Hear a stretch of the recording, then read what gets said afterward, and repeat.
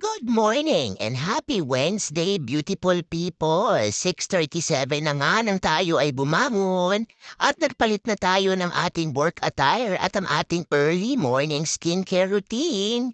At pagkatapos niyan ay bumaba na nga at si Mama at nag-update na ng kalendaryo. Dahil ngayon nga ay Wednesday at today ang last day ng mga bata sa school, ay hindi natin kailamang magluto dahil pwede na lang silang kumain ng tinapay at cereal.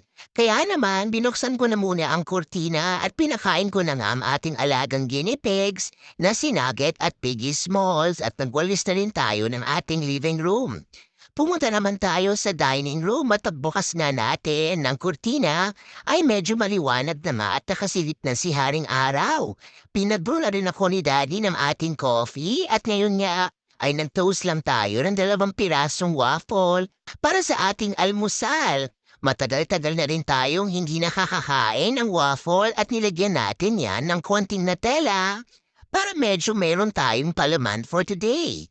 Sa pagkakatanda ko nga ay almost 2 months na tayong hindi nakakatikim ng Nutella kaya naman pinagbigyan natin ang ating cravings. Dahil umalis na nga si Daddy for work ay ako na rin na naghatid sa mga bata. Nakiusap nga si Daddy na kung pwedeng ako ulit ang maghatid dahil medyo malayo nga ang kanyang trabaho at dahil hindi naman tayo busy, ay tayo na nga ang gumawa niyan. Ayun na nga ang ating mga bagets at pagkatapos ko nga sila maihatid, ay umuwi muna ako sandali sa bahay dahil ang ating first patient nga ay nakaschedule ng 9 a.m. 7:37 ang tayo ay makauwi at dahil ayaw natin ng kalat, ay niligpit ko na muna ang ating family room at nag-disinfect na rin tayo para naman iwas ang pagkakasakit at napasayaw ng bonggang-bomba si Mama. Edi wow, siopaw! At ayan na nga ang ating kabilang couch dahil nanood kami ng movie kagabi ay hindi natin nagawa yan kaya naman ligpitin muna natin. Masaya na naman tayo dahil malinis na ang ating kapaligiran. Pumunta naman tayo sa kusina at niload up ko na nga ang ating mga dirty dishes sa dishwasher at ayoko talagang umuwi ng may makalat na kusina. Ready na tayong pumasok at ayan na nga ang ating coffee for work. Dahil wala ang ating pasyente for today, dahil hindi nga tayo busy this week, kaya naman okay lang yan at marami nga tayong pwedeng trabahuin sa bahay.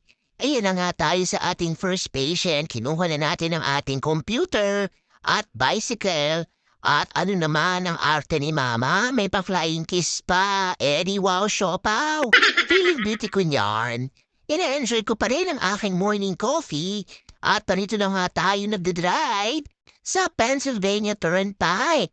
Ang next patient ko nga ay almost 45 minutes away. At syempre gusto nating matapos ng mas maaga at ayaw nating matraffic kaya naman dumaan na muna tayo sa turnpike. Kailangan din nating magbayad ng toll fee, pero hindi na natin yan babayaran on cash dahil kusa na tayong ibibill ng state. Iniinom pa rin natin ang ating morning coffee at dahan-dahan nga tayong umetsit para mapicture nila ang ating license plate. Pagkatapos ko nga magpasyente ay pumunta muna tayo sa ating paboritong Giant Store at nakita niyo naman ang mga yellow tags na yan. Marami na naman tayong nakuhang specials for today. Bumili nga ako ng 2 pack ng ribeye steak na nakasale for 40% off. At meron din silang chicken drumstick dito na 40% off pero hindi na tayo bumili niyan dahil nakabili nga ako nung isang araw sa store na merong $4 discount. Nakasale din ang kanilang spiral ham at $11 nga lang ang napakalaking slice na yan. Natutuwa talaga akong magtingin-tingin kapag ako ay nasa grocery at talaga namang naka-jackpot na naman tayo. Nakita ko rin ang iba't ibang klaseng muffins at parang natakam nga si Mama. $6 nga ang 6 na piraso pero hindi tayo bumili niyan at tayo nga ay for the video lang.